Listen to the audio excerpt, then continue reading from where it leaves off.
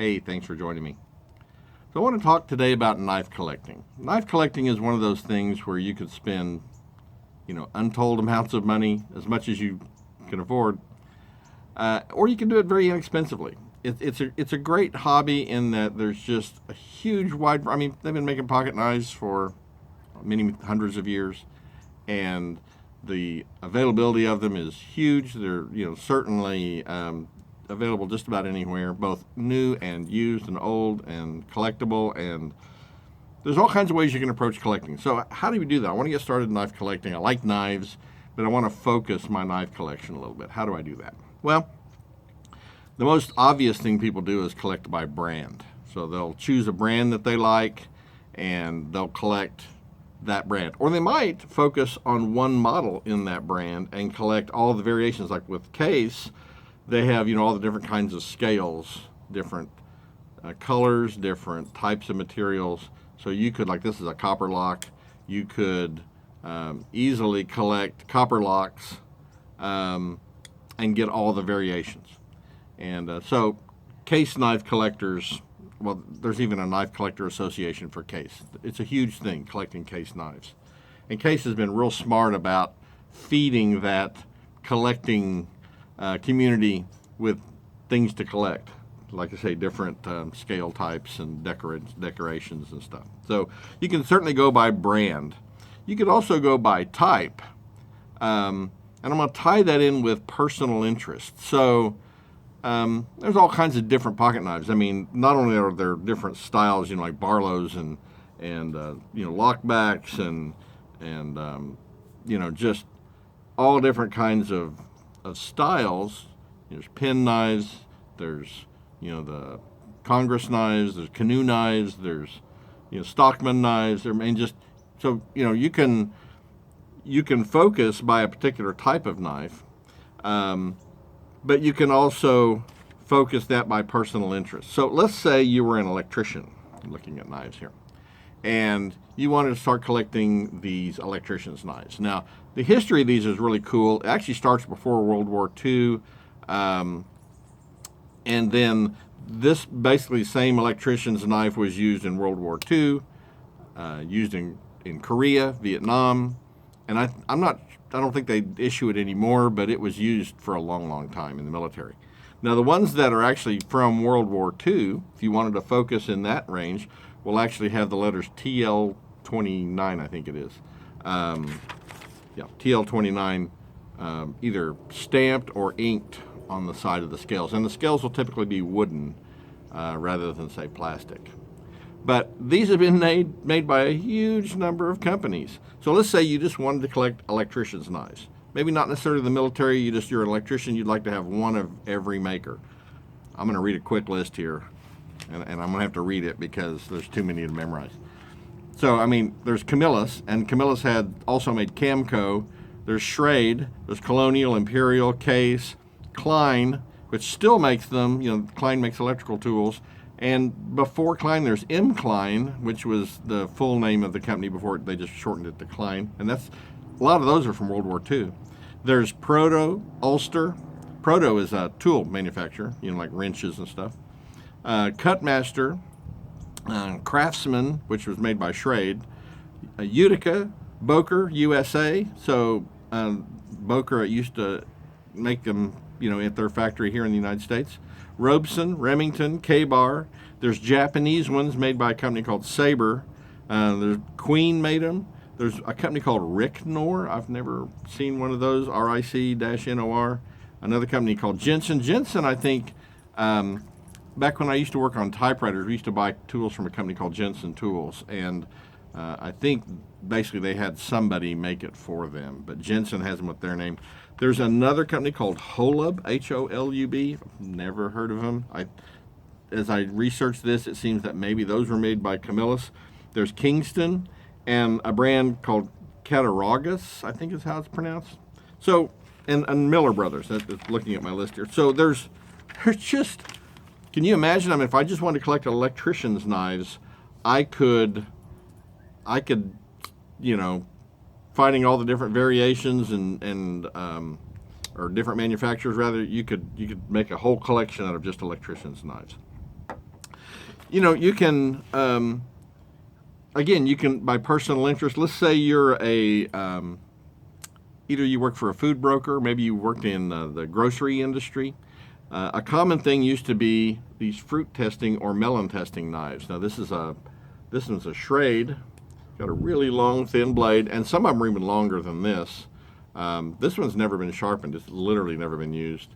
It says razor blade stainless, made in USA, and it's a Schrade. And a lot of these had advertising stamped on them. So what would happen is a company that's a produce company would have their name and phone number inked on one of these or stamped on these, and they would give them away to the grocery buyers at the grocery store. And the idea is that they bring in a bunch of fruit and stuff, and you would take a sample and cut it open and test it and make sure it looked good. And so fruit testing knives. These are very common. You see, if you go to antique flea markets, you see them all the time, and a lot of them have someone's name, on them. So you could make if you were in the grocery industry, you could make a whole collection out of those.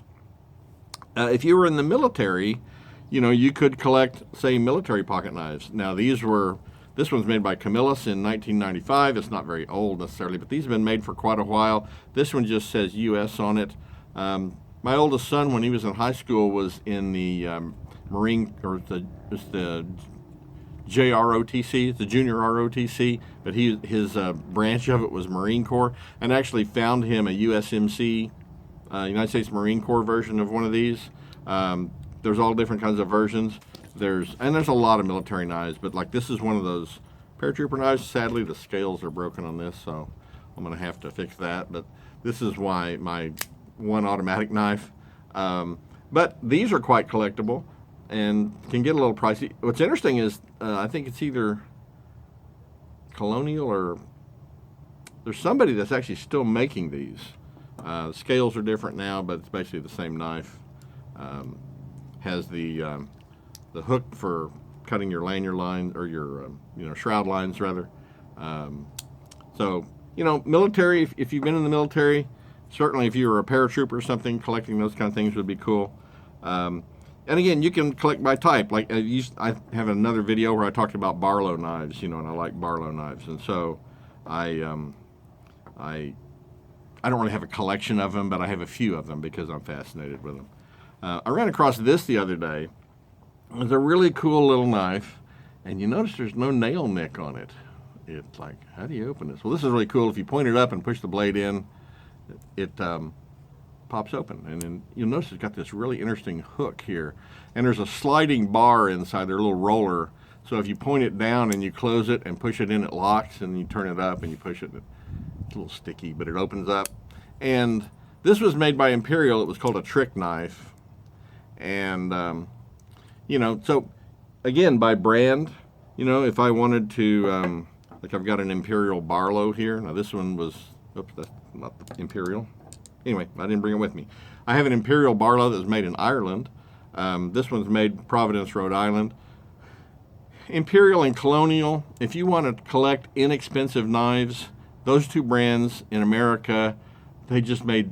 Imperial at one time was the largest knife manufacturer in the world. I think during World War II, they combined with Utica, I think was the brand, or Ulster. No, it was Ulster. They combined with Ulster and made knives for the military, and then after World War II, they continued to make knives, and like I say, became the largest knife manufacturer in the world. I remember as a kid seeing their displays in hardware stores and department stores, and had all their knives, and I always thought it'd be cool to get a picture of one of those displays and then find every knife on the display. That'd be cool. It'd be neat to find one of the displays if you could find one. There are a few of them out there. So, if you want to do a very inexpensive collection, that's certainly a brand to look at. You could collect knives that are, say, unique to a country. So if you were to, let's say you were to collect traditional knives from a variety of countries. I'm not sure what that would be in America. Maybe the Barlow. But in France, it would be the Opinel, right? And there's another French knife that's, I don't have one, but there's another one that's known for French, being French. So the Opinel, though, is decidedly a French thing. Very available, not expensive. Japanese have their Higo no Kamis. I think how you say it. Higo no Kami. And these are a traditional Japanese pocket knife. And they're, they don't have a locking mechanism. They just have this little piece that comes out there. So when you hold it, that keeps the knife from closing. But I have a hard time really wanting to use this. There's not much of a handle. It's just stamped sheet metal, and it's crazy sharp, but I don't know. And I'm half Japanese. You'd think I'd really be into this, but I haven't really quite found a really fun way to use it. So you could collect by country of origin. You could have a collection of knives of the world kind of thing. And you can do just a random knife collection. You don't have to have any real focus. You can just collect stuff that appeals to you, or maybe you find that's valuable. Another thing you might do is knives that are made for promotional uses. So like this is a Schrade, and it actually says Schrade USA, but it's also got a part number of Cope, C-O-P-E, and it's made for Copenhagen. I don't know if you can even see that, but I found this. It was I have this flea market that I go to, and they have two bins, and they're huge. I mean, they're big, like 2 feet long, a foot wide, and just piled with knives. And there's a $5 bin and there's a $12 bin, and the $12 bins are less broken up. But this was in the $5 bin. It's a Schrade. It's obviously carbon steel. It's got a Copenhagen logo on it, and so it's a carbon steel. It's kind of interesting though. It's got the traditional clip point blade on one, and the other blade is kind of like a sheep's foot, but it's serrated. And I'm not really sure what the purpose of that is, why they had that blade combination. Seems unusual. Maybe the serrated thing is, I don't chew tobacco, but maybe it's for cutting a plug of tobacco. I don't know, But, so you can do promotional. This is and I bought this at a antique flea market for $15. It's a Schrade, still in the box. It's an NRA. Got the instructions and everything. It's an NRA promotional knife, and NRA is, I'm sure that's just inked on the blade. I'm sure it would wear off really quick if you use the knife. But this is a Schrade old timer. It's like I say, it's still in the original wrapping. Now I know this was from Schrade when they were kind of towards the end of their USA knife making, so maybe not quite as nice as one of their older ones. But this is a 340T, and it's only $15. So the really cool thing about knife collecting is that you can approach it from any angle you want. If you're a wood carver, you might collect different wood carving knives. Find vintage wood carving knives. Those kind of things are out there. So it doesn't really matter what you're into in terms of knives.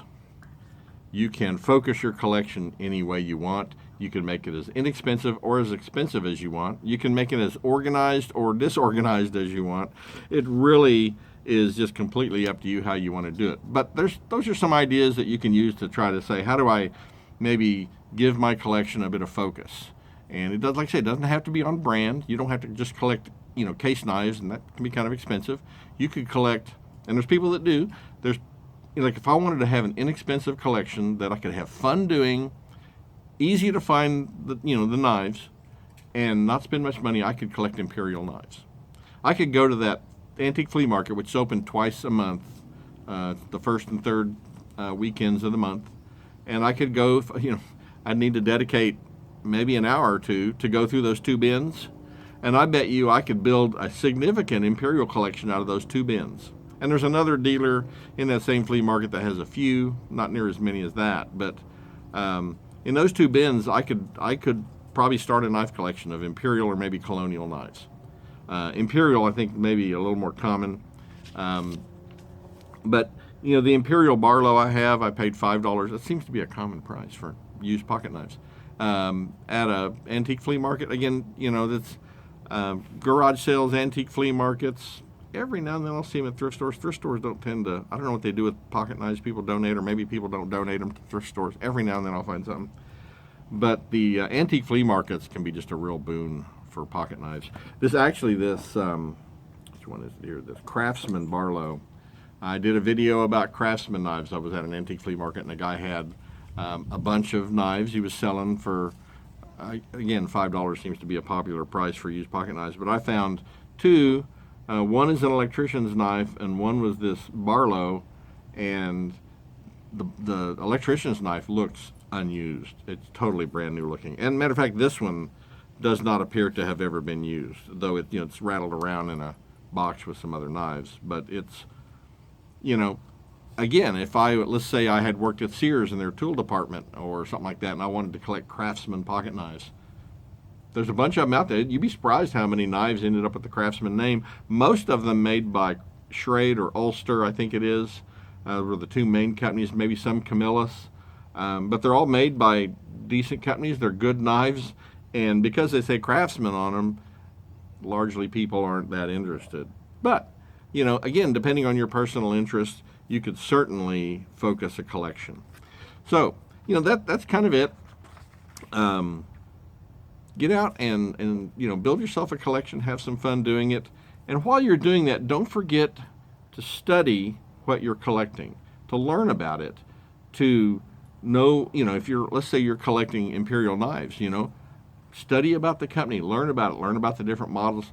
You can actually, one of the things that was really cool, where'd it go, about this little Trek knife, and actually this thing does not actually say imperial on it anywhere. And so I do some research to figure it out. Only thing on the blade, if it'll even show it, is a couple of patent numbers. And I was able to, you can Google search patent numbers. Google has a whole, I guess they have a catalog of all the patents, or a lot of the patents. I was able to find both patents on this knife and see, based on the patents, determine it was made by Imperial, or at least the patents came from Imperial. And the patents, interestingly enough, had nothing to do with this silly little locking mechanism, but had to do with the way the scales and the shell is designed on the outside of the knife. So really fascinating. The patents were just fascinating to read. So as you look at knives, when you see patent numbers, patent dates don't help you much if it says patent pending or whatever, but if you have a patent number, you can Google that patent number. You'll learn things about the manufacturer you might not have known. So use that collecting to learn about what you're collecting so you're more knowledgeable about it. And that's one of the fun things too is I love, and again, I don't have a focused collection on one brand, and partly because of this video channel and my I have too many different personal interests, I think.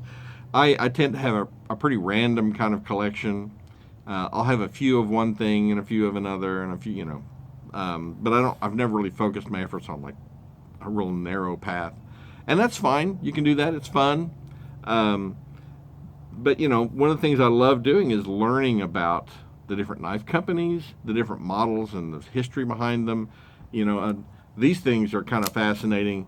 I've read some accounts, I don't know how true they are, that when this was originally spec'd out, this was not supposed to be the automatic blade. It was supposed to just be a regular blade. This was supposed to be the automatic blade, because if you're hanging from a parachute and you need to cut your shroud lines, you've parachuted, you're hanging from a tree because your chute got caught in some trees when you came down, you need to cut yourself loose.